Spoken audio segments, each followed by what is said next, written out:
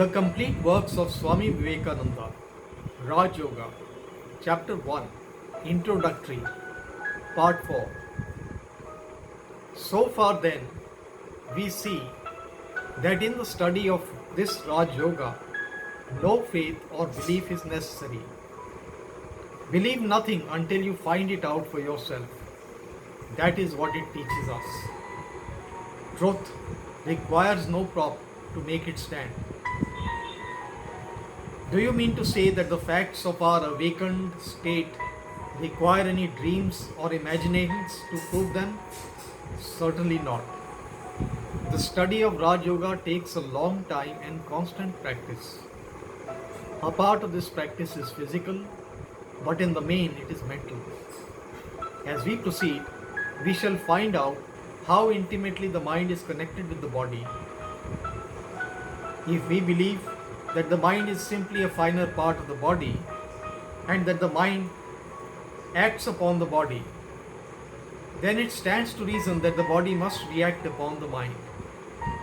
If the body is sick, the mind becomes sick.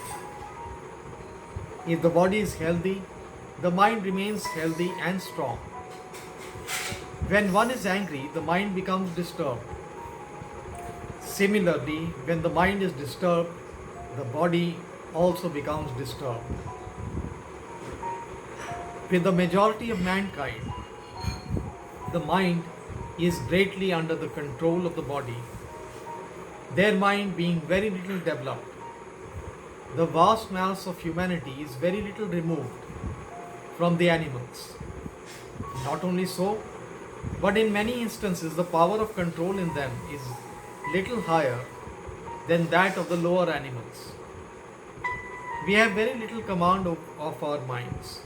Therefore, to bring that command about, to get that control over the body and mind, we must take certain physical helps.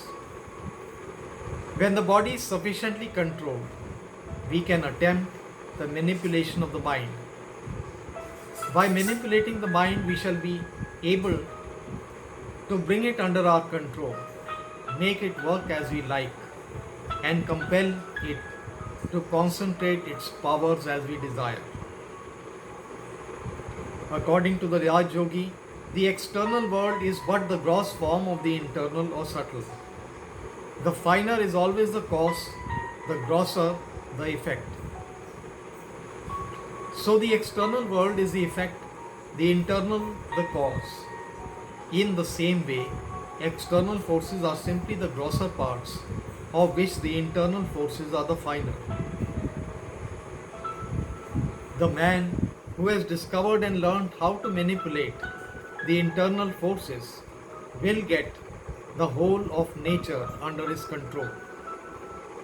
The yogi proposes to himself no less a task than to master the whole universe, to control the whole of nature. He wants to arrive at the point where what we call nature's laws will have no influence over him, where he will be able to get beyond them all. He will be the master of the whole of nature, internal and external. The progress and civilization of the human race simply mean controlling this nature. Different races take to different processes of controlling nature, just as in the same society, some individuals want to control the external nature and others the internal.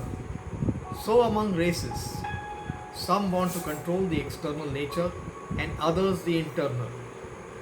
Some say that by controlling internal nature we can control everything. Others that by controlling external nature we can control everything.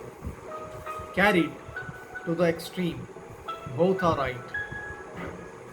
Because in nature there is no such division as external or internal.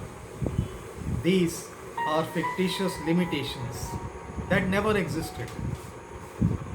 The externalists and the internalists are destined to meet at the same point when both reach the extremity of their knowledge.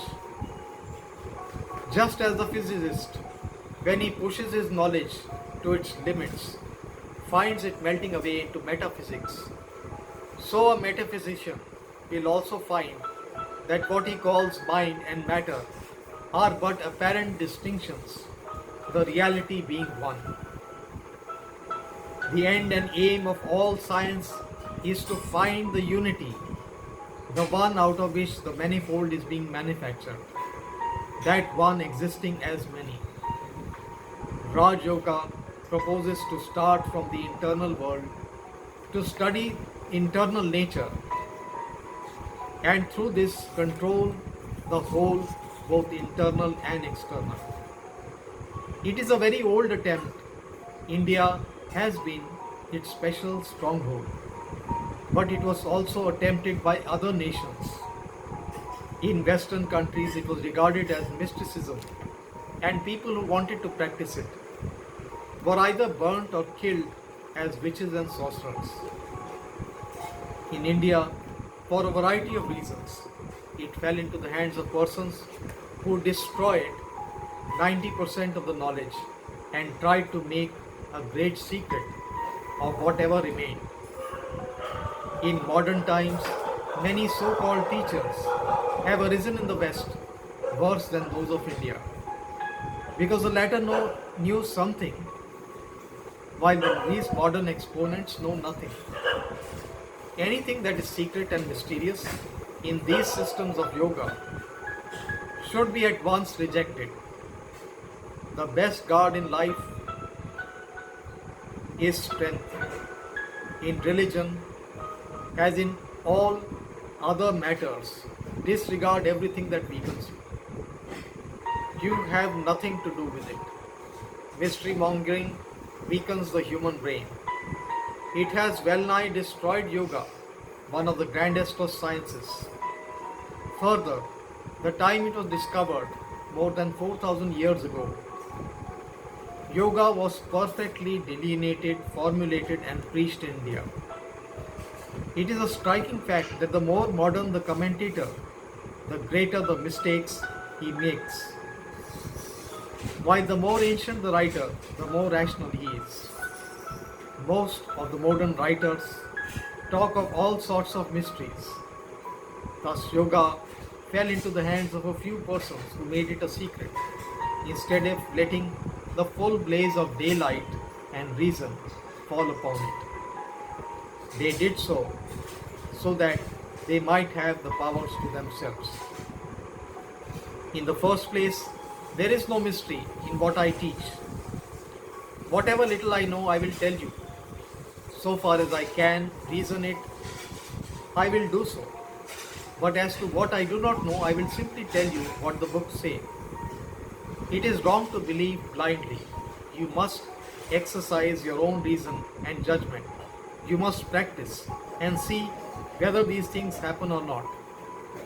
Just as you would take any other science exactly in the same manner, you should take up this science for study. There is neither mystery nor danger in it.